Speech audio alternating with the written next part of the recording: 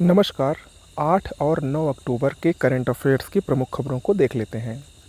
भारतीय वायु सेना दिवस प्रत्येक वर्ष 8 अक्टूबर को मनाया जाता है। इस वर्ष का वायु सेना दिवस 91वां 91th वायुसेना दिवस था। भारतीय वायुसेना दिवस को मनाने की जो प्रथा थी वो 8 अक्टूबर 1932 से प्रारंभ हुई थी। 1932 को स्थापना हुई थी।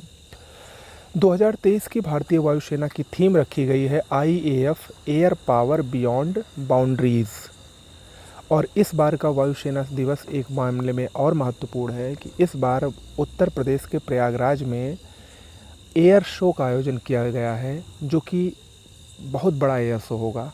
ठीक है, तो ये याद रखिएगा, कहाँ पर? प्रयागराज में। इजराइल हमास युद्ध प्रारंभ हो गया है। आप सभी ने इसको देखा होगा। 2 दिन के अंदर लगभग 2 से 3 हज़ार लोगों की मौत हो गई है इसमें। ये जो युद्ध है, इसमें मेन बात ये जो हमास है, हमास ये फ़िलिस्तीन का एक आतंकी समूह माना जाता है। हालांकि फ़िलिस्तीन इसको अपना प्रतिरक्षा समूह बताता है कि वहाँ पर कुछ होता है तो ये उसकी रक्षा करता है फ़िलिस्तीन की। लेकिन इसके जैसे कृत्य हैं, जैसे इसके कार्य हैं, जो जो ये करता है, उसको देखते हुए अन्य जो देश हैं इसको आतंकी समूह ही मानते हैं।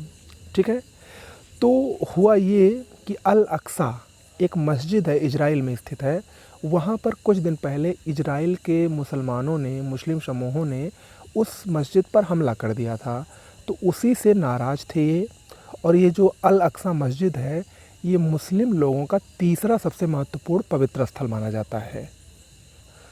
तो उसी पर हमला करने से नाराज़ ये जो हमास समूह वाले थे, इन्होंने इजराइल पर मिसाइलों से हमला बोल दिया और उसको नाम दिया उन्होंने ऑपरेशन अल अक्सा स्टॉर्म। जवाबी कार्रवाई में इजराइल ने भी कदम उठाया और वहाँ के जो प्रमुख थे, बेंजामिन नेतान्याहू उनको कहा जाता है, उनका नाम है, उन्होंने ऑपरेशन आयरन स्वॉर्ड चलाया और उसके ज़रिए इजराइल ने भी हमास पर काफ़ी ज़्यादा मात्रा में गोलाबारी और की। उसमें काफ़ी ज़्यादा लोगों की जान गई है।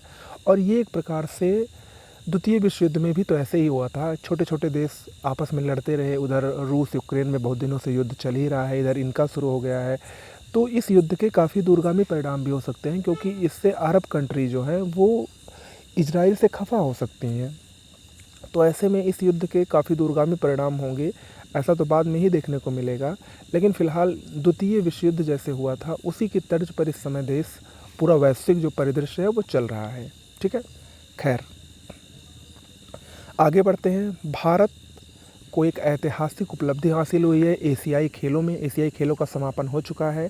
उसके बारे में एक स्पेशल वीडियो, पूरा जितना भी फैक्ट है वो अलग से आपको मिल जाएगा कुछ दिनों में। फिलहाल एशियाई खेलों के इतिहास में पहली बार भारत ने 100 पदक जीते हैं और ये 100 पदक जीत के भारत ने इतिहास रचा है। भारत को जो 100वां पदक मिला वो महिला कबड्डी में उन्होंने फाइनल मुकाबला जीता, उनमें उसने गोल्ड जीता, स्वर्ण पदक जीता। पनडुब्बी आगामी परीक्षाओं के लिए मोस्ट इम्पॉर्टेंट है। पनडुब्बी क्या है? ये अंडमान सागर में भारतीय वैज्ञानिकों द्वारा हाल ही में खोजा गया एक सक्रिय ज्वालामुखी है, जिसका नाम है पनडुब्बी। तो ये क्या है? सक्रिय ज्वालामुखी है।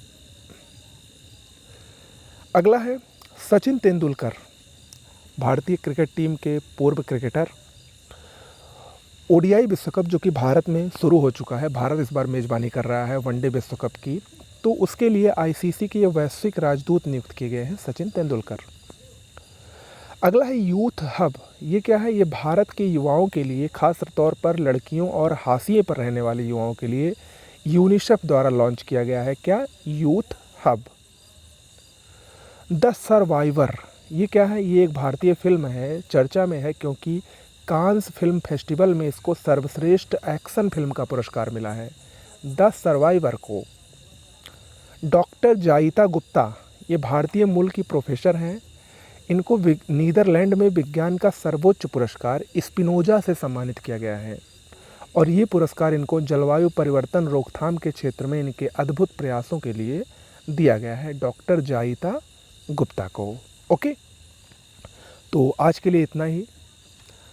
बहुत बहुत धन्यवाद।